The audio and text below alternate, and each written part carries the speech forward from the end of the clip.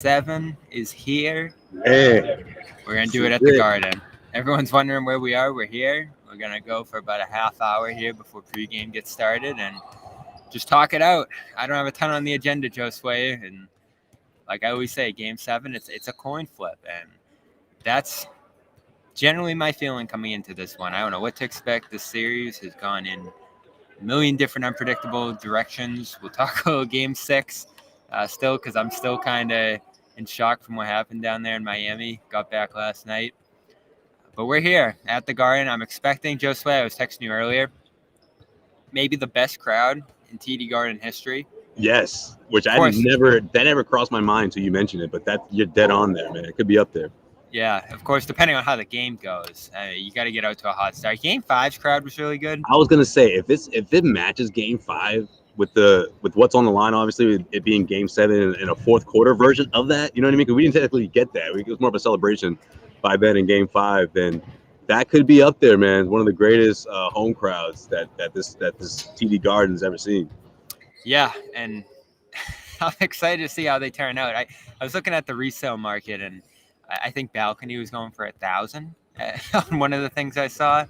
So The you do kind of, Celtics fans were pissed, man, yeah, and rightfully so. I mean, they were like, "Listen, if you want us to bring it, you got to lower these prices." Yeah, Bobby, I've seen a lot of that all day today. yeah. So I hope that fans don't get boxed out. The good fans, the loud fans, because this has a chance to be a really The special real event ones, here. right? That's a good point. You don't want those guys to get boxed out. So we'll shut out first as people start pouring in. Our friends at FanDuel. I want to check the line as well for this one. It opened at 8.5.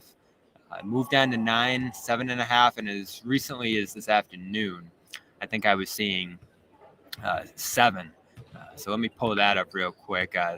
It's a tricky one, Josue, from a betting perspective. I don't think the Celtics have fared well against the spread this year. There's been a lot of close games, close finishes here in this one. Crunch time, I think, is your biggest concern coming into this game. How couldn't it be after the way the last one ended, blowing a 10-point lead and losing it? I wouldn't bet the Celtics with a ton of points given up, but I do feel good about them here today, Josue. Hard not to after everything they've done, the defense ratcheting it up, and they do come into this one 7.5-point favorites on FanDuel. Yeah, I mean, you wonder how Miami's going to start things off, right? Obviously, there's a lot, you know, being talked about how that fourth quarter went down, when they were robbed, whatever side you find yourself in the argument, they have to put that in the rear view, right? And this is a team that continues to remind us throughout shoot around that they've been here before and that these guys aren't ready. And look, I believe them. I really do. I don't. I mean, you can attest to what shoot around looked like for the Celtics, but if I had to guess, you're not seeing any change, and that's why it's so unpredictable to see to say what's going to happen. But again, I think the first quarter is huge. Obviously, I think it's important for both teams to get out to a quick start because if you're the Miami Heat, I mean that's going to put you in the headspace of okay, now we're inching to closing this thing out. You know what I mean? Like the momentum is clearly on the Celtics' side right now, but a humongous first quarter from Miami could completely shift that, and all of a sudden, the next three quarters are up to anyone. So super important, and obviously you saw what that happened. You saw what that meant for the Celtics in Game 5 when they got out to that quick start. So you're wondering, do you get something like that in this game, especially with this crowd and what's on the line here? Yeah, and of course, FanDuel.com/Boston is where you want to go to bet this game. You'll get $1,000 in bonus bets. Great night to get that. If you want to bet $1,000 on this game, no sweat. More power to you. I think people are already going to be on their nerves, but luckily it's no sweat, Josue. So you're going to get it Yeah, back this is even the if you game use you use FanDuel.com. this if you haven't already. Yeah, like this is the one where you can put a lot on the line. You don't come up big, it's all good. FanDuel's got you covered for the next one. Yep. And again, they've been going for a couple months here. No better place to bet all the playoff action than America's #1 sportsbook, FanDuel. Great promotions every day. I'm sure they got some up now over there, so go check those out. Safe and secure app, and you get paid instantly. No sweat bet up to $1,000. That's FanDuel.com/Boston. And of course, they are the official sports betting partner of the NBA. Let's bring on our guest here, who has been on this show a lot over the last couple months here through this wild Heat ride, and I'm interested to see where he's at as the Heat are on the verge of their own history here, Wes. this is crazy for the Heat, man. To in the East Finals, I think, is an accomplishment, as we talked about coming into the series. But to potentially blow a 3-0 lead, which no team has done, obviously, for Eric Spoelstra, Jimmy Butler, all these guys with just impeccable career resumes, potentially future Hall of Famers, both of them. That's something you really want to avoid here if you're them tonight. Of course, going to the NBA Finals too. Welcome in, Wes. Yeah, thanks for having me. Yeah. Look, it is not the label that you want to carry, right? Being the first team to ever blow a 3-0 lead in the playoffs, right? If you're the Miami Heat, you are trying to avoid that. What is so interesting about it, too, is at the same time, they might be the greatest eighth seed in playoff history. They could be both things at the same time, but nobody's going to care about being the greatest eighth seed in NBA history because you were up 3-0 against the number 2 seed in the conference. So, um, when you consider all of that, the fact that this fourth win has just slipped through their fingers 4 different times potentially, it's heart wrenching, especially because they were just here last year, right to the day. If this thing doesn't go the way that the Heat hope it goes tonight, uh, I think it's the kind of collapse that could potentially prompt some very serious questions for the organization. Yeah, and I saw you briefly down there in Miami after Game Six. It's just still incredible to look back on. It was almost like, as you said, a year of the day at Game Seven. I think everyone watching the comeback thought of Game Seven, especially Butler hitting a big three at the end, getting 3 free throws, taking a lead with 2-3 seconds left there. One of the great finishes ever, and the Heat just end up on the wrong side as their exposure there of some, like I said, luck. I think that was a very lucky play. You set yourself up for luck, of course. That's how luck goes. And White was in the perfect position, but man, it just bounced right to him. Yeah, I mean, it was like there's so many things to evaluate with that, right? It's the Heat down 9 with under 4 minutes to go. They come back. Jimmy Butler somehow deciding that, all right, I'm going to start getting to the free throw line. All these things where he looked just like a shell of himself for 3 quarters, 9 points for the first 3 quarters, 15 in the fourth quarter to kind of muscle the Heat back into that game. And it calmly hits those 3 free throws down the stretch. 3 seconds left on the clock. You mentioned the Derek White inbound play. Yeah, it's just this crazy thing. I don't even think, us in Miami were being asked all the time, who's to blame on the Heat side? Should Max Strus have boxed out Derek White? Should Spo have had Strus have box out Derek White as opposed to doubling Jason Tatum on the inbound to try to deny him the ball? All these different things. But at the end of the day, like you said, Bobby, it's like it's just this freak play. It's one of a kind. It will, if the Celtics finish this thing up, go down as one of the great shots in NBA history. One of the most meaningful shots in NBA history, right? Because just like I said, where losing the series could prompt some big questions for Miami. If that shot doesn't go in for the Celtics, who knows what this offseason could look like? Who knows what all of this looks like? But that was the benefit of going up 3-0 if you're Miami is that you had that game at home to win it in game 6, even if you lost the 2 previous ones. But now it does come down to a game 7, both teams 3-3 in this series. And if you're the Heat, that's got to be emotionally hard to bounce back from. But I'm more concerned about how they bounce back physically, right? Because I think it really did take everything they had to even make that a game at that point.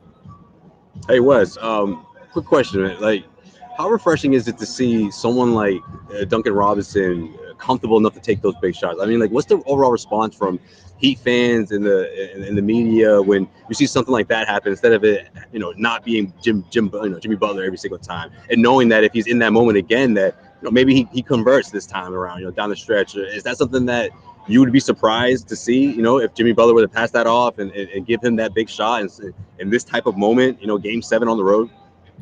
I have no doubt that Jimmy would pass the ball to Duncan Robinson in the same exact position and expect Duncan Robinson to make that shot. Duncan Robinson is as big a reason as any that the Heat were even in that game last night, despite missing those 2 open 3-pointers at the end there. And 3-pointers that he wants back. He's losing sleep over them.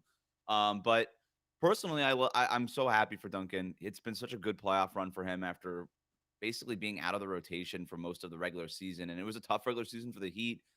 They were one of the bottom 5 teams in 3-point percentage, and you kind of just keep looking on the bench, and Duncan Robinson not getting any run. And you're like, I think this guy could probably help a little bit when it comes to the 3-point shooting. But ever since he kind of signed that contract extension, the shot hasn't been where it was. We think back to the bubble and things like that, where he was just top 1% of the league as a 3-point shooter. He hasn't quite been that. since then, but he's got it in him, right? He's one of the best off-ball creators in the league, one of the best three-point shooters. I still believe in the NBA. He just needs an opportunity. What's really remarkable about Duncan Robinson in these playoffs is not that the shot has come back. It's that the fouling has gone down. He's a guy who was like fouling nearly 5 times per 36 minutes, and that's why he couldn't get on the floor. He's down to less than 2 fouls per 36 minutes at that rate in the playoffs. So he's been able to do all these other things. We've seen some of the layups and the facilitating that he's been doing. Like this playoff run for him, as I think, has very much rehabilitated his reputation around the league and maybe even his status with the Miami Heat, because it wasn't a secret they were trying to trade him before the trade deadline, and obviously they weren't able to do that because he's owed so much money. But with this kind of performance, yeah, you think a little bit differently about Duncan. I still, it's still in my mind. All the Celtics just standing there, and it was off the missed free throw, right? Brown He is couldn't on the box out scouting Martin. report, right? Yeah. So the Boston Celtics are one of those teams in their pregame locker room. They'll show on the road, right, their film stuff. And I haven't gone in the locker room in the Miami games to go in to specifically check if Duncan Robinson is even in that film cut up. But maybe he's not, because they just keep leaving him wide open. I'm terrified tonight, Josue, and I'm glad you bring up that guy. Yeah, Of man. course, That's what happens, especially down the stretch in a tight game. They get laser focused on the quote unquote starts, if you will, right? Obviously, the Jimmys and the Bam Adebayos are sudden magnets to the Celtics' defense. So, it really wouldn't shock me come down, down the stretch in the game 7. It's a close game that those same open shots, whether it's Gabe Vincent or whether it's for Duncan Robinson, are going to be available again. If the Miami Heat can keep this thing close, or even if they get out to a lead and the Celtics have to, come from behind. Either way, in any scenario, like that's what they tend to do. That's the habit of the Celtics when it's crunch time and it's a 2-possession game or even closer. I guess I shouldn't be surprised that like everybody like with Boston leanings that I talk to is very nervous about this game, and I shouldn't be surprised because it's a Game 7 Eastern Conference Finals. Everyone should be nervous tonight. Everybody. Right, but I am a little surprised by how nervous you like the Boston folks are, because of just that emotional high that I thought a lot of people would still be on after that Derek White tip in. It just feels like what it is, Wes. You got to finish the job here. Like that'll all mean nothing if they lose tonight, and that's a little bit of pressure. I think there's some pressure on the Heat. You don't want to be that team. You don't want to be those players involved in this. You don't want to be that coach if you're supposed to. But again, you weren't supposed to be here. So I do think that alleviates it a little bit. I'm sure that's what a lot of people are going to say in their defense if they do slip up from this. And they're hurt. They got injuries left and right. Vincent's playing hurt. So there's some out there. If you lose even coming back and tying this series as the Celtics here, all the stuff, it's a little different if you lose game 4, Josue, right? Swept in this spot after game 3 and the way that went, but it won't be all that different if you lose here tonight, especially if you collapse late, especially if you don't show up like they have in some weird spots here. So there is some pressure, I think, and it's all among the players. Like every player I've seen over the last couple of days, they're just so loose. The shoot around this morning was really easy going. I don't think there's a lot of tenseness among these guys. Like, as you said, I think that high for sure is going to propel them into this one. But I want to go back to that scheme stuff we were just talking. Bam's talked a lot about guys being left open and them packing the paint. And I think it's going to continue tonight. Like the Celtics kind of got back to that defensive approach they did last year of putting a lot of pressure on the stars, roaming off guys in Rob's case. And I think Smart and others who keep doing that. But it hasn't been as sharp rotating behind those double teams and those helps in the lane. So Vincent's going to be open tonight. Robinson's going to be open tonight, as Josue said. And just like White won that last game and Marcus Smart was great, it's going to be the Vincents and the Robinsons and those guys, I think, tonight who win this for Miami. They're going to be on top of Butler. They're going to be crowding Bam in the lane. So can those guys get it done in Boston and in front of, as we were saying before you got on, Wes, this might be the craziest crowd in TD Garden history tonight. I think there's a real chance. Yeah, I'm really interested to see how that crowd impacts both of these teams too, right? Like you can make an argument that maybe that makes Boston a little bit more nervous to be doing that in front of their home fans, where they know that they're 5-5 in these playoffs, right, at home. So it's like, how do you get too juiced, right? Like Duncan Robinson, for example, like we asked him why he missed those 2 jumpers, and he's like, I was just too juiced in that moment, and that impacts these guys. So if you get almost too juiced and you kind of forget some of the finer details of the game and things like that, and next thing you know, the Heat are the team that are maybe more locked in coming out, and you look up and it's like 19-10 in the first quarter, and you're down if you're the Celtics, and you're like, oh my gosh, now we're kind of playing from behind this, and you don't want to, if you're either of these teams, have to play catch up. But I think if you're to go back to your schematic points, I think you're absolutely right. The Heat shifting to that smaller lineup with Caleb at the 4 instead of Kevin Love, that was probably a game too late by Eric Spoelstra. We're finally there for Miami. You could just see the difference when he's out there. They're switching everything. You've got another guy that could defend Jaylen Brown and or Jason Tatum out there, aside from just Jimmy Butler. It frees Jimmy Butler a little bit up. They started moving him off of Tatum a little bit more as Game 6 went on, when it was sort of apparent that Jimmy Butler didn't really have it physically early in that game. And so you get that, and you're going to need big games, like you just said, from Gabe. Like I cannot believe some of the shots that they've been making, not just in Game 6, but this entire playoff run. And they just need it for one more game. And part of me is just keeps wondering, like, when the other shoe is going to drop. Like, when do these guys get cold? Like, Caleb Martin's averaging 18 points a game in this series. That's double what he had in the regular season. Like, how much longer can they actually do this? For the Heat, they hope just one more game. That's what they need. That's all you're thinking about. But part of you does wonder, like, in Boston, Game 7, this stage, like, are those guys going to be able to step up one more time? Because last game had all the ingredients that you needed if you were the Heat to win that game. The Celtics steal it. And now you're just trying to get those ingredients back. Do you think the Heat are a little rattled, Josue and West too? Eric Spoelstra's post game was incredible. Just how shell-shocked he was, but also energetic, and walked back in the second half of that comment about we want to play it right now. Josue, you were at Heat shoot-around this morning. You talked to a couple of the guys. I know Spoelstra was saying, again, we want to play it right now. We're ready to go. And I don't think this is a Heat group that's going to be intimidated by the crowd. So I'll throw that one to the side. But the pressure of losing 3-0, you've heard Jimmy say game in and game out, we're going to win the next one. Heard all these guys say, it doesn't matter, we're on to the next one. But now you're here in Game 7. You're on the verge. You're about to do it. You're about to collapse. Could things get a little tight on that Heat side? I mean, I don't sense that at all, Bobby. I really don't. These guys are really confident. You know, Gabe Vincent said it. I think he put things into perspective for the whole team when he said that they choose what side of history they can be on, right? The short list of teams that allowed their opponent to come back from a 3-0 deficit, and the ones that obviously, you know, blew that 3-0 lead. So, you know, I just think that they do take it in that the mindset of going into every game thinking that they can win it. I don't think that changes, especially on the road. I feel like because they've done it already. They beat these guys twice in this building. They're just not afraid of that. I just wonder if the Celtics can just, you know, do what they did in Game 5, or even come close to doing something like that, where they just, like, you know, snatch the heart out of them early and just don't let up.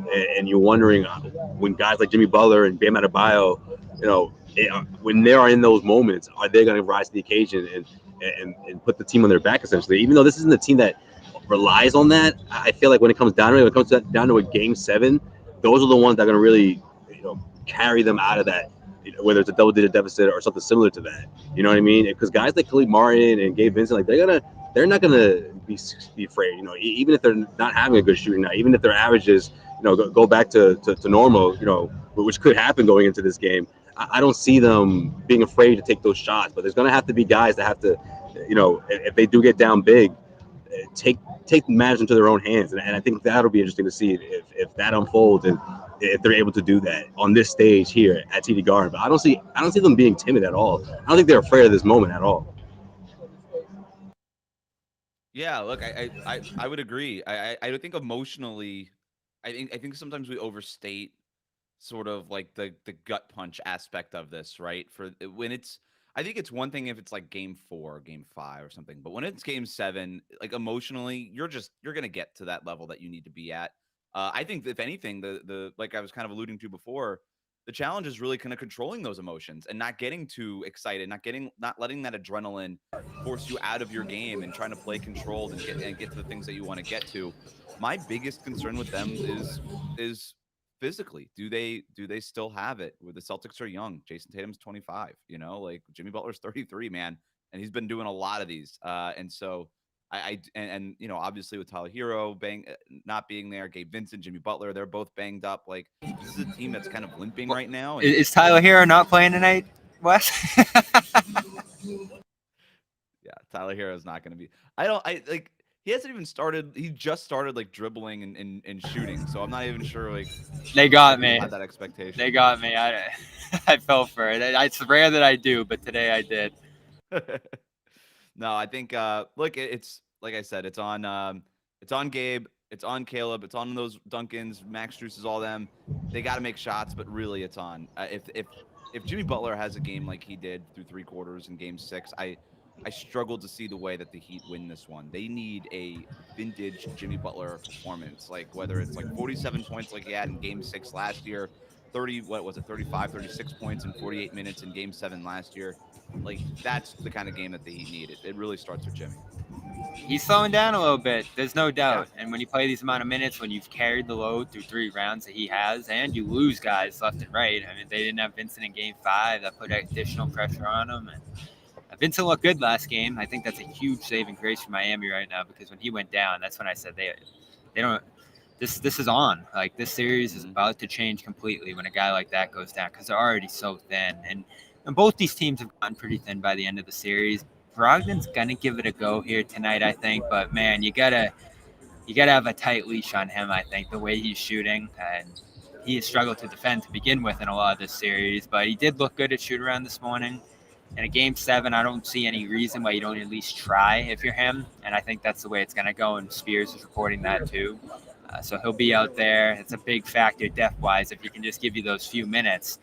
The Heat on the other side have really tightened things up when it comes to their 5-6 guys that they're rolling with right now, and love going to the bench. It stacks up those starter minutes additionally with Martin in the starting lineup. It's a good move, but you're thin off that bench the way Lowry's playing, the way Zeller and some of these other guys right now. You need Robinson. You need something from all of these guys. No, I do Kevin wonder. Love. They've basically gone 7. They're basically gone 7 deep now with with Kyle Lowry and Duncan Robinson as the main 2 off the bench. You get like a couple of Cody Zeller minutes here in the first half. Bam Adebayo is basically playing the entire second half of these games. Does Spo go with Kevin Love over Cody Zeller as that backup center to start the first half, as maybe just like a random thing to do differently in the first half? Maybe catch like a couple of easy points, easy buckets that Boston wasn't expecting. Do we see some Haywood Highsmith minutes? I think a lot of people expected him to maybe even start Game 6. Although I was always kind of expecting and saying that Caleb Martin was going to get the start, and that's what happened. But I was a little surprised that Highsmith didn't get any minutes off the bench, and he's actually historically done pretty well against Jason Tatum, guarding him. His matchup numbers are pretty favorable. So if you need to get any of these guys a break, if you're trying to get Jimmy Butler maybe a break in that first half, could you see some Highsmith minutes, some where he's spelling Jimmy Butler, maybe spelling Caleb Martin sometime? Because I would be surprised if this were a blowout one way or the other. I think these teams know each other too well. They're too emotionally invested. They're too ready to They're too ready to go, too locked in, and too talented, both teams. And I think it might come down to which star maybe plays best in the end. Josue, is there the blowout's a fear for Miami, Wes, because I don't think they can keep up if they get down big early. The worry for Boston is if Miami stays close, Josue. Is there any? Yeah. They got the white putback. They avoided disaster in Game 6. But if this goes to crunch time, is there any way Boston wins the way these crunch times have gone in these playoffs and in this series? I mean, they're minus 12 in crunch time now. It's been so bad. In last game, you're just watching things melt down possession by possession. I'm sure every Celtics fan screaming at their TV. I'm sitting there saying, is this really about to happen? And if it gets to crunch time again tonight, even if they have an 8-10 point lead, it could happen again. Yeah, well, foul trouble will be key. I mean, I hate to even bring up the referees in the Game 7, but I mean, if the Celtics get into foul trouble, that's a factor, especially for guys like Jimmy Butler. And what do you get? 8 free throws in those last 30 minutes. He made all but 2, I think, or something like that. But that's big. That's a momentum killer, especially here in this building. Gets the crowd out of it. Especially if this game is close. Down the stretch. And another big factor, I think, is Bam Adebayo. A huge game from him would I feel like there would be a lot of that, right? Going to the free throw line, knocking down, shots, just killing the Celtics momentum while taking guys out of the mix, whether it's Robert Williams, Al Horford, those guys racking up getting into foul trouble, and seeing what we get out of Grant Williams, who didn't have had a so-so game in Game 6. after having a big one in Game 5. So yeah, I mean, depth will be key. Obviously, which bench over here prevails, it will be interesting. But at the same time, I think if this team gets into the penalty, that's something to keep an eye on, because those up fakes and the way Jimmy Butler was getting those calls, favorable calls, that was huge. That was huge for their momentum and for them to pull ahead in that final minute. Last one I got for you, Wes. Well, I got two. I'll just throw at you before we get you out of here. What do you think's been the key to the Celtics turnaround here? Because it shocked me, of course. Everyone watched it, and it was like Game 3, the way that went, they're dead. And Game 4 was impressive. Like I said, the Vincent injury really raised my eyebrow, and I'm like, is this happening? But what do you think was the key shifting so drastically against Miami? And what do you think the consequences are going to be if Miami does blow this here? Well, I think the key has just been Boston getting to their game, right? I thought, the Celtics have been the best team all season long, or the better team, I should say, all season long. They have the length, they have the talent. Like, they just needed to execute. And I actually thought those first 3 games were the anomaly, not the last 3 games, right? Like, that was especially Game 3 where they just folded. So, Marcus Smart said, "Don't let them get one." They got one, and then they believed in themselves, and then they just started playing well. And then I think, Miami kind of let go of the rope a little bit for 2 games. And then in Game 6, that was sort of more, that was like kind of the first game, this entire, maybe Game 2 a little bit, where it was really like what I thought this series was going to look like for the first time, right? Where it was a little bit more back and forth, both teams playing well in different ways. Obviously, Boston couldn't make a 3-pointer in Game 6, and Jimmy Butler was slow for the first 3 quarters. But for the most part, like, that final score and how close it was at the end made more sense. So I think that's what changed for the Celtics, was just getting back to their stuff. In terms of consequences for the Heat, if they lose this one, Jimmy Butler was up there at the podium after Game 7 in Miami last year saying, "We're going to be back here again."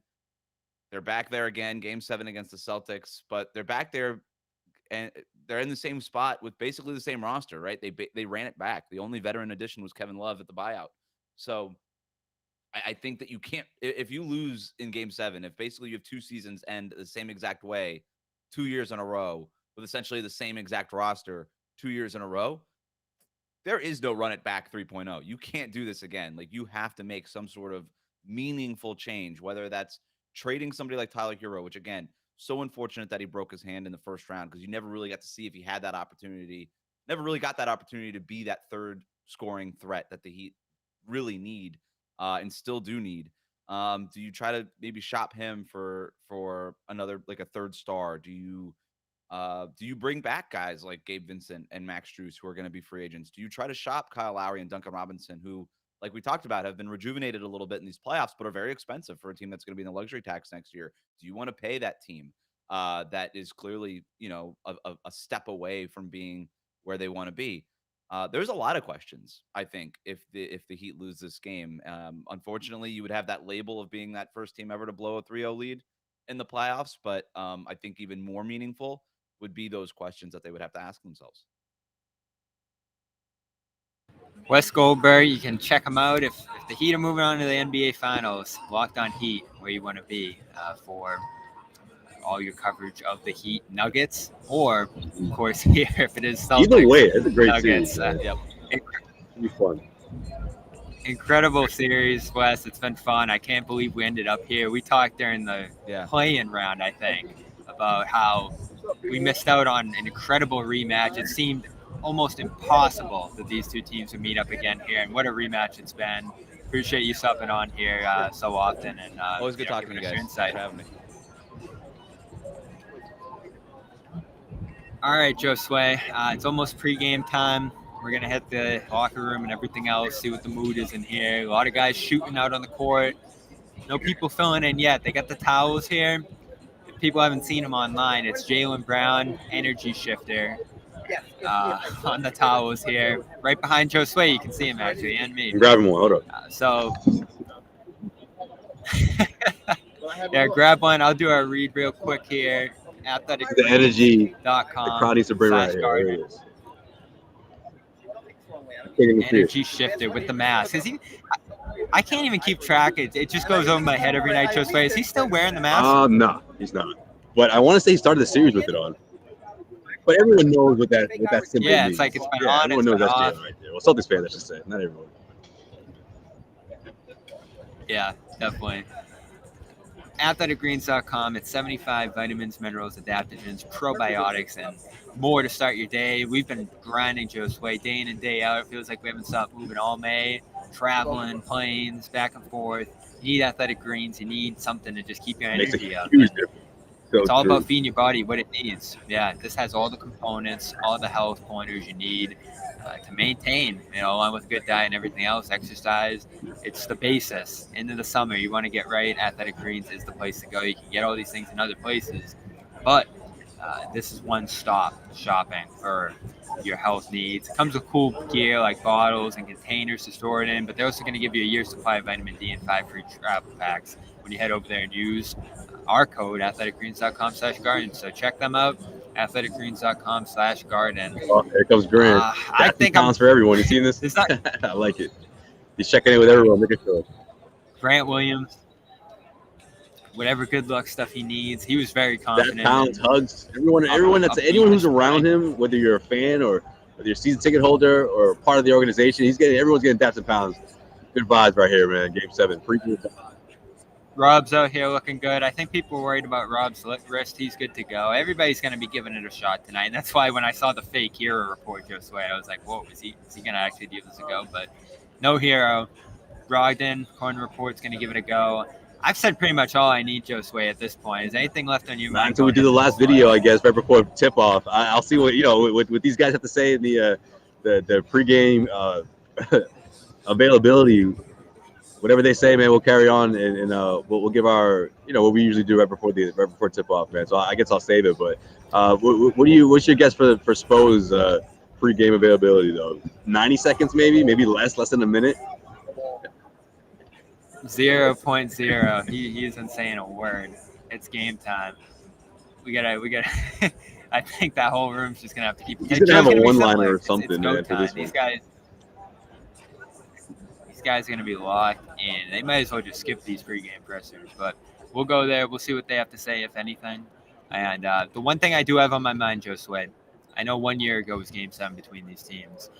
A little over 1 year ago was the Grant game against the Bucks here in this building, and you know how mad I was all year that he was out of the rotation. I thought it was just ridiculous. It didn't make any sense to me.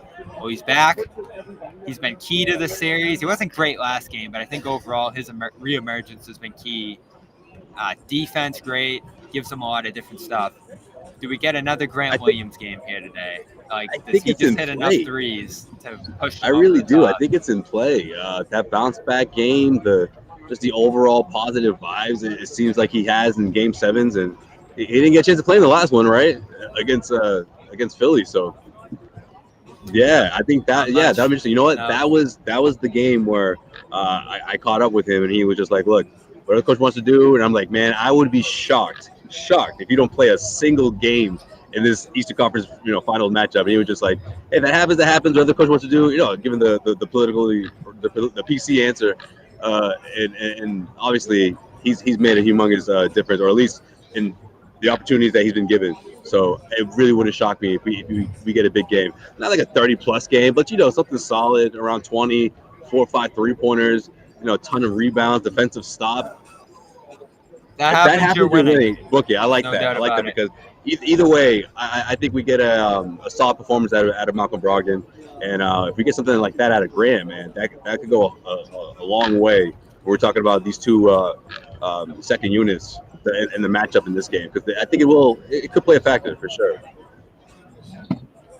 Yeah, and this is key too here. Another reason you're glad he's back. Well, look who's waiting on. You know what, Bobby? That's the first thing that crossed my mind for a second when I saw. I was like, "Is that a Batman thing?" When I saw these, I was like, "Oh." When I saw the energy shit, I was like, "Oh no, that's Jalen." But that's the first thing that crossed my mind. Too early. I don't even want to say the word Denver yet, but I do have some thoughts in the back of my head if we're going live after a Celtics win tonight. Regardless, Celtics or Heat, there'll be a trophy ceremony on this floor. We're gonna have every angle of it. check that out. Celtics All Access. Please subscribe over there for that. We're going to have every angle of the trophy ceremony, whether it's Celtics or Heat here. All the post-game reaction. I'm sure there'll be a million post-game interviews if the Celtics win the East tonight. Become the first team ever to come back down 0-3. We'll probably get every player on the team after that. So check those out. And that's at CLNS Media. He's Josue Pavon. Check him out at Joe_Sway. And I'll have everything here at Real Bob Manning. Celtics CLNS as well on Twitter, Instagram. We're up there. We're going to give you a ton from this game. It's one of the biggest games in Celtics history, of course. And in this era of Celtics basketball, falling off that white finish, I think everyone's still riding that high. And they have a chance to make it something really special here tonight. So thanks for joining us here pre-game. We don't do these often, but we had to do one before this one. Again, Josue Pavon, Bobby Manning. We are live right after this game. John's in tonight. Jimmy's in. History's on the line, guys. You'll see all. This is what it's about right here. Regardless of what game, regardless of what way this goes, I'm sure we'll be on late with you tonight here. So oh yeah, we're not sleeping. And I'd be shocked if I'm back home by like 4 a.m. Who knows? Either way, no matter what happens tonight, for sure. All right, catch you guys later tonight, around 11 o'clock or so. See you then.